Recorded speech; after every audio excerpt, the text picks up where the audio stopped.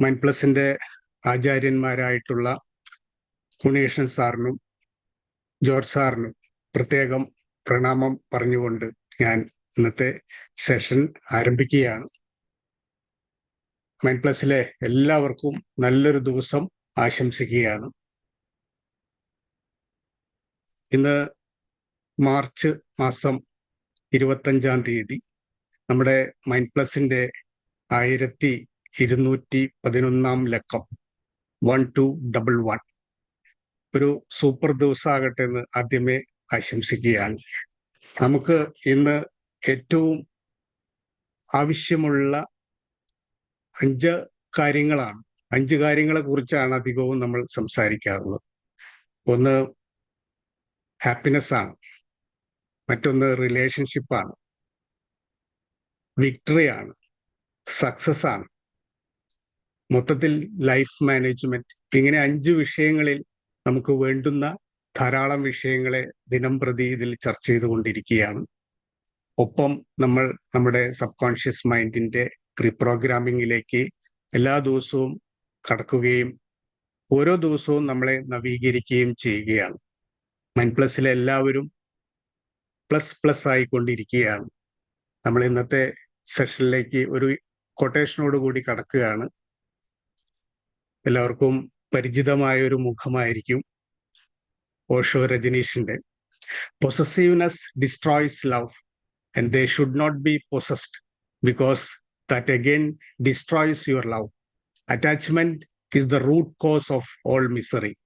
Possessiveness is nourishment for the ego. മതിയായി ജീവിക്കാൻ ഈ ഒരു കൊട്ടേഷൻ മാത്രം മതി എന്നാണ് തോന്നിയിട്ടുള്ളത്. പൊസസീവ്നെസ് അഥവാ ഉടമസ്ഥതാ ബോധം നമ്മുടെ സ്നേഹത്തെ ഇല്ലാതാക്കും. അത് പിന്നെയും സ്നേഹത്തെ ഇല്ലാതാക്കുന്നുണ്ട്. കാരണം അറ്റാച്ച്മെന്റ് എൻ്റേതാണ് എന്നുള്ള ഒരു തോന്നലാണ് സകല സങ്കടങ്ങൾക്കും കാരണമെന്ന് തിരിച്ചറിയണം. മാത്രമല്ല പൊസസീവ്നെസ് ആണ് നമ്മുടെ എല്ലാം ഈഗോയുടെ, അത് ഒരു മനുഷ്യനോട് മാത്രമാകണമെന്നില്ല, അധികാരത്തിനോടും അറിവിനോടും സ്ഥാനത്തിനോടും സമ്പത്തിനോടും ഒക്കെയുള്ള ആ ഒരു ഈഗോ ആണ് നമ്മളുടെ സങ്കടങ്ങളുടെ കാരണം എന്നും ആ ഈഗോ വളരാതിരിക്കാൻ ശ്രമിക്കുക എന്നുള്ളതാണ് ഇന്നത്തെ വിഷയം. പൊസസീവ്നെസ്. ചിത്രം 2 കാമുകന്മാരുടെ കൈകൾ ബന്ധിപ്പിച്ച് ഒരു ഹൃദയ ചിഹ്നം കൊടുത്തിരിക്കുന്നതാണെങ്കിലും ഇത് എല്ലാ തരം മനുഷ്യബന്ധങ്ങളെ കുറിച്ചുള്ള ഒരു ചർച്ചയാണെന്ന് നമ്മൾ നടത്തുന്നത്. അത് മനുഷ്യേതര വസ്തുക്കളോടും ഉള്ള ബന്ധത്തെ സൂചിപ്പിക്കുന്നുണ്ട്. ഇന്ന് നമ്മൾ കാണാൻ പോകുന്നത് നമ്മളൊരു പൊസസീവ് പാർട്ട്ണർ ആണോ എന്നുള്ള കാര്യമാണ്.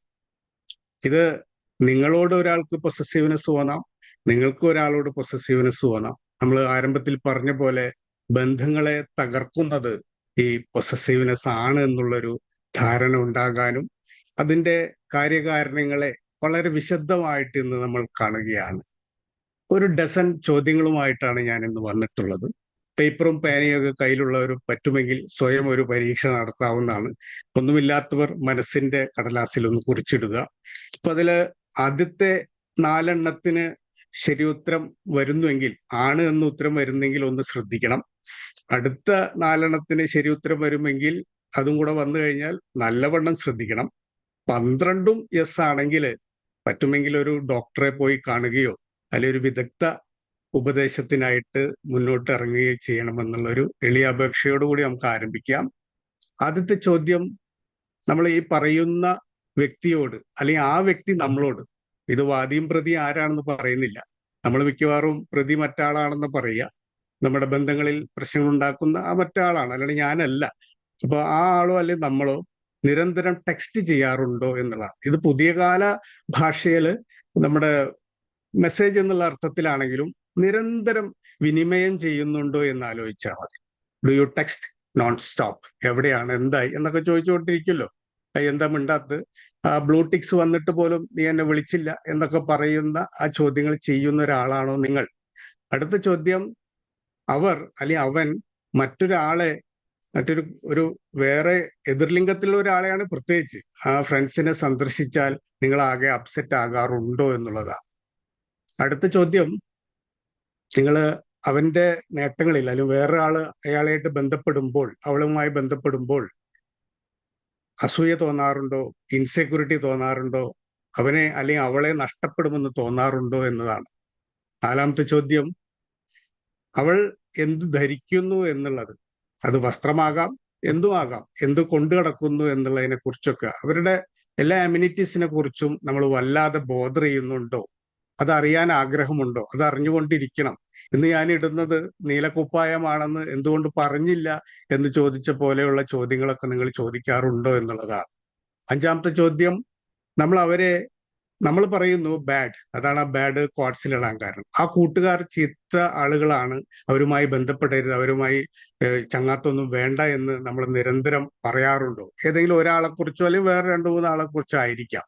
എന്തായാലും ആറാമത്തെ ചോദ്യം, കുറെ അൺറിയലിസ്റ്റിക് ആയിട്ടുള്ള എക്സ്പെക്ടേഷൻസ് നിങ്ങൾക്കിടയിൽ ഉണ്ടോ? നടക്കാത്ത സുന്ദരമായ സ്വപ്നം എന്നൊക്കെ ശ്രീനിവാസൻ പറഞ്ഞ പോലെയുള്ള അത്തരം വളരെ കാൽപ്പനികമായ ഭാവന സമ്പന്നമായ സ്വപ്നങ്ങളിൽ നിങ്ങൾ ഇടപെടാറുണ്ടോ അവരുമായി എന്നാണ്. ഏഴാമത്തെ ചോദ്യം, അവരുടെ എന്തെങ്കിലും ഒരു പദ്ധതികൾ പറയുമ്പോൾ, അയാൾ അല്ലെങ്കിൽ അവൾ ഒരു പദ്ധതി പറയുമ്പോൾ അപ്പൊ അതിനൊരു തടസ്സം നിൽക്കുക, അത് വേണ്ട എന്ന് പറയാറുണ്ടോ എന്നുള്ളതാണ്. ഒരു സ്പേസ് ചോദിച്ചാൽ ഞാൻ ഒരാഴ്ച കഴിഞ്ഞിട്ടേ വരൂ, ഒരാഴ്ച കഴിഞ്ഞിട്ടേ വിളിക്കൂ എന്നൊക്കെ പറഞ്ഞു കഴിഞ്ഞാൽ എവിടെ പോണു, എന്ത് പോണു എന്നൊക്കെ ചോദിച്ച് അതിനൊരു ഒഫൻഡായിട്ട് നിൽക്കാറുണ്ടോ നിങ്ങൾ എന്നുള്ളതാണ്. അവന്റെ സ്വാതന്ത്ര്യത്തിന് വിടാറുണ്ടോ എന്നുള്ളതാണ്, അവളുടെ സ്വാതന്ത്ര്യത്തിന് വിടാറുണ്ടോ എന്നാണ് ആ ചോദ്യം. ഒമ്പതാമത്തെ ചോദ്യം, മുന്നിലിരിക്കുമ്പോ പോലും ഇപ്പൊ നിങ്ങൾ അവളെ കുറിച്ചല്ലേ ചിന്തിച്ചത്, ഇപ്പൊ നീ അവനെ കുറിച്ചല്ലേ ചിന്തിച്ചത്, ചിന്തിക്കുന്നത് പോലും അറിയാനുള്ള ഒരു ത്വര അവന്റെ ബ്രെയിൻ്റെ ഉള്ളിലേക്ക്, അവളുടെ ബ്രെയിൻ്റെ ഉള്ളിലേക്ക് ഒരു ഓട്ടോറിക്ഷ വിളിച്ച് പോകാൻ പറ്റുകയാണെങ്കിൽ അത്രയും സന്തോഷം തോന്നുന്ന ഒരവസ്ഥയാണ്. അങ്ങനെ ഉണ്ടോ എന്നാണ് ചോദ്യം. പത്താമത്തെ ചോദ്യം, ഇടയ്ക്കിടയ്ക്ക് കേൾക്കണം, ഞാൻ നിന്നെ സ്നേഹിക്കുന്നു, ഐ ലവ് യു എന്നിങ്ങനെ പറഞ്ഞുകൊണ്ടിരിക്കണം. അത് ആദ്യം കേൾക്കേണ്ടതും അവന്റെ നിന്നാണ്, അവളിൽ നിന്നാണ് എന്നുള്ള ഒരു അവസ്ഥയുണ്ടോ എന്നതാണ്. 11ാമത്തെ ചോദ്യം, ചിലയിടങ്ങളിൽ വെച്ച് ചില ആളുകളുമായി അവർ കാണാൻ പോകുന്ന സമയത്ത് നമ്മൾ പെട്ടെന്ന് ശ്രീനിവാസനൊക്കെ ചാടി വീഴുന്ന പോലെ നമ്മൾ അവിടെ ചെന്ന് സ്റ്റോപ്പ്, ഞാനും ഇവിടെ എത്തിയിട്ടുണ്ട്, ഇടപെടൽ, ഇടങ്കോലിടുക എന്നൊക്കെ നമ്മളെ നാടൻ ഭാഷയിൽ പറയുന്ന പോലെ അൺഎക്സ്പെക്റ്റഡലി നമ്മൾ അവരെ ഇടപെടാറുണ്ടോ എന്നുള്ളതാണ്. അത് നമ്മൾ തക്കം പാർത്ത് നിന്ന് അറിഞ്ഞ് വിവരങ്ങൾ അറിഞ്ഞ് അങ്ങോട്ട് ചെല്ലാറുണ്ടോ എന്നുള്ളതാണ്. അതേപോലെ അവരുടെ സ്റ്റാറ്റസ് നോക്കാറുണ്ടോ എന്നുള്ളത്. സ്റ്റാറ്റസ് എന്നത് പുതിയ കാല ഭാഷയെ പറഞ്ഞൊന്ന് മാത്രം. അവരുടെ ലൈവ്സ് എന്താണ് ഇപ്പൊ നടന്നുകൊണ്ടിരിക്കുന്നത്, എപ്പോഴും ഇങ്ങനെ സോഷ്യൽ മീഡിയയിലും സോഷ്യൽ മീഡിയ എന്ന് പറഞ്ഞു എന്ന് മാത്രമേ ഉള്ളൂ, നിരന്തരം അതിനെ ഇങ്ങനെ പരിശോധിക്കാൻ നിൽക്കാറുണ്ടോ എന്നുള്ളതാണ് ചോദ്യം. അപ്പോൾ 12 എത്ര മാർക്ക് കിട്ടിയിട്ടുണ്ടെന്നൊന്ന് സ്വയം അറിയിക്കാവുന്നതാണ്. സ്വയം എന്നെയല്ല, നിങ്ങളെ തന്നെ അറിയിക്കാവുന്നതാണ്. എന്താണ് പൊസസീവ്നെസ് എന്ന് നമ്മളൊന്ന് വിശദമായി നോക്കുകയാണ്.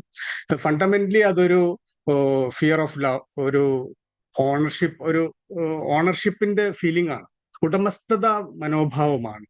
മാത്രമല്ല നഷ്ടമാകുമെന്നൊരു ഭയമാണ് ശരിക്കും പൊസസീവ്നെസ് എന്നുള്ളത്. അത് നമ്മൾ ആരോപിക്കും, ഒരാളെ ഏറ്റവും കൂടുതൽ സ്നേഹിക്കുമ്പോഴാണ് നമ്മൾ പൊസസീവ് ആവുന്നതും. അത് സ്നേഹത്തിന്റെ തെളിവാണെന്നൊക്കെ പറയും, പക്ഷെ അതൊരു അവസ്ഥയാണ്. എക്സ്ട്രാ കെയർ, ലോകത്ത് ഒന്നിനോടും ഇല്ലാത്ത ഒരു എക്സ്ട്രാ കെയർ കൊടുക്കുമ്പോഴാണ് പൊസസീവ്നെസ് സംഭവിക്കുന്നത്. അതിനപ്പുറം ആ വ്യക്തിയെ കൺട്രോൾ ചെയ്യാനും അതിൽ ആധിപത്യം പുലർത്താനും ശ്രമിക്കുന്ന ഒരവസ്ഥയുണ്ട്. സർവോപരി ഒരു മൊത്തം അറ്റൻഷനും ലവും നമുക്ക് ഡിമാൻഡ് ചെയ്യുന്ന ഒരു അവസ്ഥയാണത്. നമ്മൾ പറയുന്നു അവരോടുള്ള പ്രൊട്ടക്റ്റീവ് ആയിട്ടുള്ള ഒരു നേച്ചറാണെന്നും, നമ്മൾ വളരെ സെൻസിറ്റീവ് ആയതുകൊണ്ടും സ്നേഹിക്കുന്നവരോടുള്ള ഒരു സെൻസിറ്റീവ് സ്റ്റേറ്റ് ആണ് പൊസസീവ്നെസ് എന്ന് പറയും. പക്ഷേ പൊസസീവ്നെസ് കുറേയും കൂടി നോക്കുമ്പോൾ നമ്മളിങ്ങനെ നിരന്തരം ചോദിച്ചുകൊണ്ടിരിക്കുകയാണ്, എവിടെയാണ്, എന്താണ്, എപ്പോഴാണ്, എപ്പോഴും ഇങ്ങനെ അറിഞ്ഞുകൊണ്ടിരിക്കണം. നമ്മളിത് പറയുമ്പോൾ ഞാനൊരു പൊസസീവ് പാർട്ട്ണർ ആണോ എന്ന്, അതോ തൻ്റെ പാർട്ട്ണർ പൊസസീവ് ആണോ എന്ന് ഇങ്ങനെ ചിന്തിച്ചുകൊണ്ടിരിക്കണം. ഇത് വലിയ അളവ് നമ്മളെ പരിഹസിക്കപ്പെടുന്നുണ്ട്, അല്ല അപമാനിക്കുന്നുണ്ട്, ഹ്യൂമിലേറ്റ് ചെയ്യുന്നുണ്ട്. പലപ്പോഴും അതിന്മേലാണ് ബഹളവും തർക്കവും ഒക്കെ വരിക. ചിലയിടങ്ങളിൽ നാണം കെടുത്തി എന്നൊക്കെ പറയാറുണ്ട്. മറ്റുള്ളവരെ ആരുമായിട്ട് കൂടെ കാണാൻ താല്പര്യമില്ലാത്തൊരവസ്ഥ, അത് ഭീകരമാണ്. മാത്രമല്ല എല്ലാ ഡീറ്റെയിൽസും അറിയണം, ആ ഡീറ്റെയിൽസ് ആദ്യം അറിയേണ്ടത് ഞാനാണെന്നുള്ളതൊരവസ്ഥയാണ്. ഇപ്പൊ എന്തെങ്കിലും ഒരെണ്ണം സ്റ്റാറ്റസ് ഇട്ടു, നീ എന്തുകൊണ്ട് എന്നെ അറിയിച്ചില്ല സ്റ്റാറ്റസ് ഇടുന്നതിന് മുമ്പ്? ഞാനാണ് അത് ആദ്യം വിശദമായി അറിയണം എന്നുള്ളതാണ്. ഇതൊരു അളവ് സെൽഫ് ഹാമാണ്, അവനവനെ നശിപ്പിച്ചു കൊണ്ടിരിക്കുകയാണ് ഈ ചിന്ത. 24 മണിക്കൂറും ഈ പൊസസീവ് ആരോടാണോ അയാളെ കുറിച്ച് ചിന്തിച്ച് നടക്കുമ്പോൾ സംഭവിക്കുന്നത് സെൽഫ് ഹാം ആണെന്നുള്ളതാണ്. ഇത് ഒരളവ് കഴിഞ്ഞാൽ ജലസായി മാറുകയാണ്. പൊസസീവ്നെസിന്റെ ഒരു ഭീകര രൂപം ഒരു ജലസ് അവസ്ഥയാണ്. ഇത് ഹൈലി നീഡിയും ഒരു ഓൺ പ്രയോറിറ്റി എന്നൊരു അവസ്ഥയാണ്. ഇതില്ലെങ്കിൽ ഇല്ല, മറ്റൊന്നുമില്ല എന്നുള്ള. മാത്രമല്ല പ്രയർ ഫസ്റ്റ് വൺ, രാവിലെ എണീറ്റാൽ അപ്പൊ തന്നെ വിളിക്കണം, രാവിലെ അല്ലെങ്കിൽ രാത്രി കിടക്കാൻ പോകുമ്പോൾ ഗുഡ് നൈറ്റ് പറയണം. അങ്ങനെയൊക്കെയുള്ള ഒരു അവസ്ഥ, എല്ലാ വിവരങ്ങളും ഒരു പ്രയർ ആയിട്ട് കണക്കാക്കുകയാണ്. യഥാർത്ഥത്തിൽ ഇതൊരു ഓവർ കൺട്രോൾ ആണെന്ന് നമ്മൾ മനസ്സിലാക്കുന്നില്ല. നേരത്തെ പറഞ്ഞ ആ രണ്ടാമത്തെ വാക്ക് ഇതിനായിട്ട് ചേരേണ്ട, ഹ്യൂമിലേറ്റ് ചെയ്യുന്നുണ്ട്, വല്ലാതെ അപമാനിതനാക്കുന്നുണ്ടെന്നാണ്. ഹൈലി ഡിപ്പെൻഡന്റ് ആവുമ്പോഴാണ് നമ്മൾ ആത്യന്തികമായി നമ്മൾ തനിച്ചാണെന്നുള്ള ഒരു ബോധമുണ്ടെങ്കിൽ നമുക്ക് ഈ ഒരു പൊസസീവ്നെസ്സിലേക്ക് വരില്ല. നമ്മൾ ഹൈലി ഡിപ്പെൻഡന്റ് ആണ് ഒരാളുമായി എന്നുള്ളൊരു അവസ്ഥയാണ് ഇതിൽ വരുന്നത്. നീയില്ലാതെ എന്ത് സന്തോഷം എന്ന് ചോദിക്കുന്ന പോലെ, നിങ്ങളില്ലാതെ എന്ത് ആഘോഷം എന്ന് മോഹൻലാൽ പറഞ്ഞ പോലെ, നോ ഫൺ വിത്തൗട്ട് ദം എന്നുള്ള ഒരു അവസ്ഥയാണ്. ഒന്നുകൂടെ ശാസ്ത്രീയമായിട്ട് ഈ പൊസസീവ്നെസ്സിന്റെ റൂട്ട് കോസസ് അനലൈസ് ചെയ്യണം. ഈ വേരുകളാണ് ഇതിലെ ചിത്രമെങ്കിലും ഒരു നീരാളിപ്പിടുത്തം പോലെ അതിനകത്തുണ്ട് എന്ന കാര്യവും മനസ്സിലാക്കുക. ആരെങ്കിലുമായിട്ട് പൊസസീവ്നെസ് സംഭവിക്കുന്നുണ്ടെങ്കിൽ ഈ പറയുന്ന കാര്യങ്ങളെ അപഗ്രഥിക്കുക. ആരെങ്കിലും നിങ്ങൾക്ക് പൊസസീവായി വരുന്നുണ്ടെങ്കിലും ഇത് നോക്കാവുന്നതാണ്. ഇത് യഥാർത്ഥത്തിൽ ഒരു ഇൻസെക്യൂരിറ്റിയുടെ ചിഹ്നമാണ്. അകത്തുള്ള ഒരു സുരക്ഷിത ബോധം നഷ്ടപ്പെടുമ്പോഴാണ് ഇത് ചേർത്ത് പിടിച്ചാലേ ശരിയാകൂ എന്നുള്ള ഒരു അവസ്ഥയിലാണ് പൊസസീവ്നെസ് കടന്നു വരുന്നത്. ഇതാണ് അതിലെ ഏറ്റവും ആന്തരികമായിട്ടുള്ള, ആത്യന്തികമായിട്ടുള്ള വളരെ പ്രധാനപ്പെട്ട ഒരു കാര്യം. ഇത് സെൽഫ് അബാൻഡൻമെന്റ് എന്ന് പറയുന്നതിന്റെ ഫലമാണ്. അവനവന്റെ കാര്യങ്ങളെ നിരസിക്കുകയാണ്, സ്വന്തം വികാരങ്ങളെ, സ്വന്തം വിചാരങ്ങളെ ഇല്ലാതാക്കുകയും ഈ ഒരു വ്യക്തിക്ക് വേണ്ടി തന്റെ എല്ലാം മാറ്റിവെക്കുന്ന ഒരു സംഭവം അവിടെ നടക്കുന്നുണ്ട്. സ്വന്തം കാലടിയുടെ അടിയിലെ മണ്ണ് ചോർന്നു പോകുന്നു എന്ന് പറയുന്ന പോലെ നമ്മുടേതായിട്ടുള്ള പലതും ഇല്ലാതാകുന്നുണ്ട് എന്നത് നമ്മൾ പൊസസീവ്നെസ് മനസ്സിലാക്കണം. ഇത് മറ്റൊരാളോട് വളരെയധികം റിലേ ചെയ്യുന്ന ഒരു അവസ്ഥയും കൂടിയാണ്. യഥാർത്ഥത്തിൽ സ്നേഹം എന്ന് പറയുന്നത്, അല്ലെ അടുപ്പം എന്ന് പറയുന്നത് നമുക്ക് പിടിച്ചു വാങ്ങാവുന്ന ഒന്നല്ല. പക്ഷെ ഈ പൊസസീവായ ആള് ഈ സ്നേഹിക്കപ്പെടുന്നു എന്ന് ബോധ്യപ്പെടുത്താനും അല്ലെങ്കിൽ അങ്ങനെ ആക്കി തീർക്കാനുള്ള, അതാണ് പ്രഥമം. ഈ ജീവിതത്തിൽ മറ്റൊന്നുമില്ല എന്നുള്ള തന്നോടൊത്തുള്ള ആ ജീവിതം, അല്ലെ തൻ്റെ എന്നുള്ള ഒരു അവസ്ഥ, അത് മാത്രമാണ് ഇമ്പോർട്ടന്റ് എന്നൊരു അവസ്ഥയിലേക്ക് കടക്കുകയാണ് ചെയ്യുന്നത്. യഥാർത്ഥത്തിൽ പൊസസീവ് ആകുന്നു എങ്കിൽ, ഒരാൾ പൊസസീവ് ആകുന്നു എങ്കിൽ അവന്റെ സെൽഫ് ലവും സെൽഫ് കോൺഫിഡൻസും പ്രശ്നത്തിലാണ്, അത് ലാക്ക് ചെയ്യുന്നുണ്ട് എന്നുള്ളതാണ്. ഒന്നുകൂടെ ആഴത്തിൽ നമ്മൾ ചിന്തിക്കുകയാണ്, വളരെ ആഴത്തിൽ ചിന്തിക്കുകയാണ്. ഇതാണ് പലപ്പോഴും ഉണ്ടാകുന്ന ഒരു പ്രശ്നവും പ്രതിരോധവും പ്രതികരണവും. പൊസസീവ്നെസ് ട്രൂ ലവ് ഉള്ളിടത്തുള്ളൂ എന്ന് പറയുന്ന ഒരു അവസ്ഥയുടെ ഉള്ള മറുപടികളാണ്. അതൊരു മിത്താണ്. യഥാർത്ഥത്തിൽ നല്ല സ്നേഹമാണെങ്കിൽ ശരിക്ക് ഉപാധികളില്ലാത്തതാണ് യഥാർത്ഥ സ്നേഹം, ഒന്നും പ്രതീക്ഷിക്കാത്തതാണ് യഥാർത്ഥ സ്നേഹം. പക്ഷേ പൊസസീവ്നെസ്സും ജലസിയും ശരിക്കൊരു സ്നേഹത്തിന്റെ റിഫ്ലക്ഷൻ അല്ല എന്നുള്ളതാണ്. അത് വലിയ അളവോളം 3 കാര്യങ്ങളാണ്. പൊസസീവ്നെസ് 3 കാര്യങ്ങളാണ്: ശക്തി, അതിന്റെ നിയന്ത്രണം, അധികാരം. മറ്റൊന്നിന്മേൽ ഒരാളാകണം എന്നില്ല, എന്തിന്മേലുമുള്ള ഒരു ശക്തി, അതിന്റെ നിയന്ത്രണം, അതിന്റെ ഒരു അധികാരം കൊണ്ടുവരികയാണ്. ഇത് യഥാർത്ഥത്തിൽ നിങ്ങളുടെ ബന്ധത്തിലെ ഒരു ചുവപ്പ് കൊടിയാണെന്നത് തിരിച്ചറിഞ്ഞാൽ ആ ബന്ധം കുറെ നാൾ കൊണ്ടുപോകാൻ സാധിക്കും. ഹാർബിംഗേഴ്സ് ഓഫ് ഡൂം എന്ന് പറയുന്ന അതിനർത്ഥം വരുംകാലത്തിന്റെ ചില സൂചനകളാണ്. ഇതിങ്ങനെ പോയി കഴിഞ്ഞാൽ ഇത് അധികം നാൾ നീങ്ങില്ല എന്നുള്ളതിന്റെ സൂചനയാണ്. ഈ പൊസസീവ്നെസ്സിന്മേലുള്ള സംസാരങ്ങളും പ്രതിവാദങ്ങളും സംഭവിച്ചാൽ നമുക്ക് ഈ ബന്ധം തുടർന്നു പോകലുണ്ടാകില്ല എന്നുള്ളത്. ആൻ അക്വറെ എന്ന് പറഞ്ഞ ഒരു അമേരിക്കൻ നോവലിസ്റ്റാണ്. ഇവര് മനുഷ്യവികാരങ്ങളിന്മേൽ അമ്മാനമാടിയിട്ട് 72ഓളം നോവലുകൾ എഴുതിയിട്ടുള്ള സ്ത്രീയാണ്.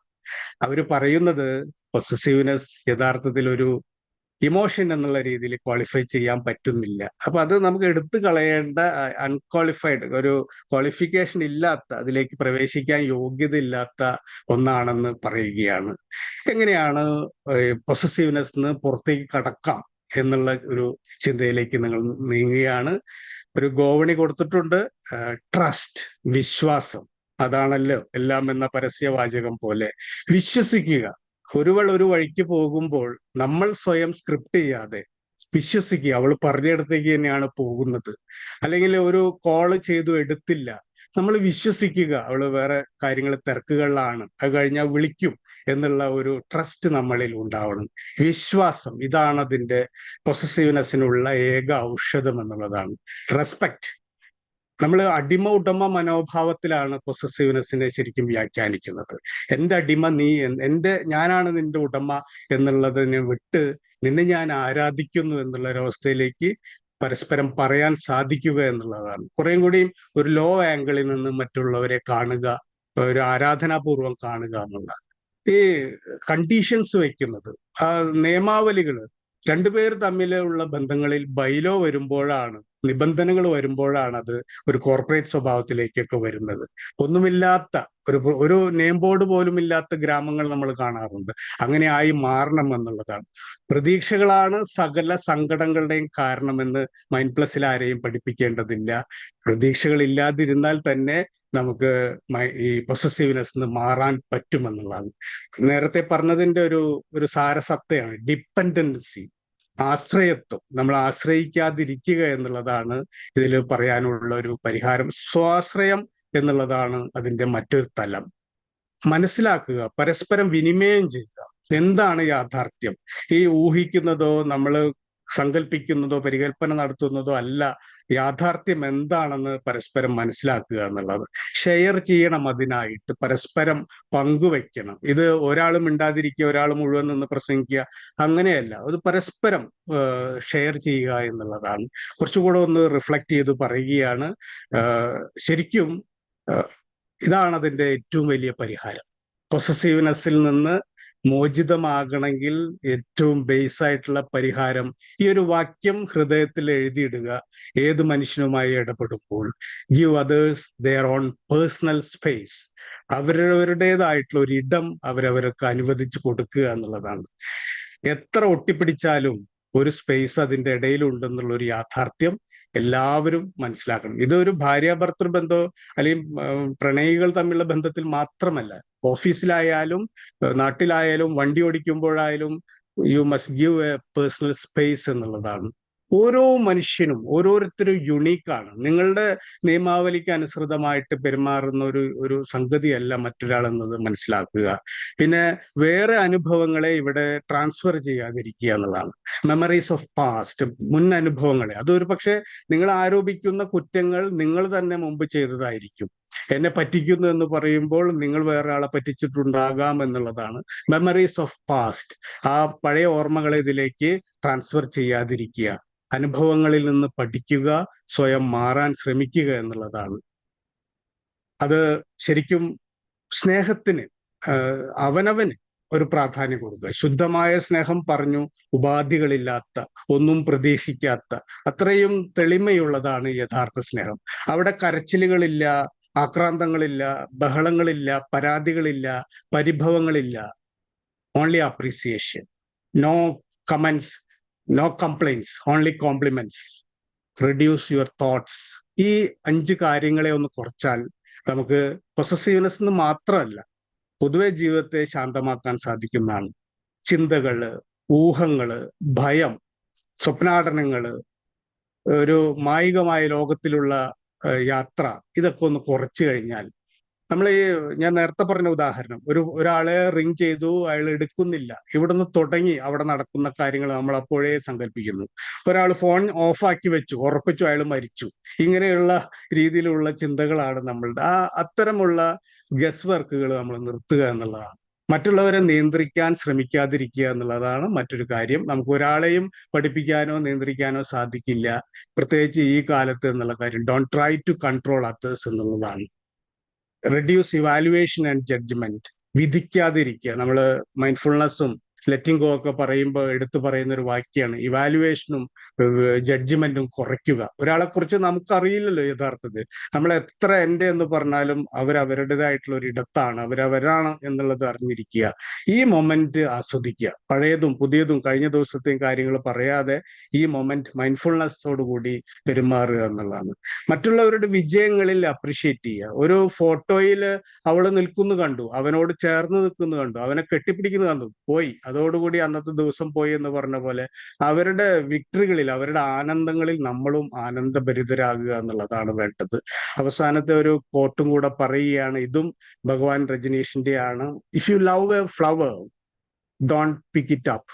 ഒരു പൂവിനെ നിങ്ങൾ സ്നേഹിക്കുന്നുവെങ്കിൽ അതിനെ പറിക്കാതിരിക്കുക. Because if you pick it up it dies and it ceases to be what you love. അതോടുകൂടി അത് തീരുകയാണ്. If you love a flower let it be. ഒരു പൂവിനെ നിങ്ങൾ സ്നേഹിക്കുന്നുവെങ്കിൽ അത് പൂവായി തന്നെ ഇരിക്കട്ടെ എന്നുള്ളതാണ്.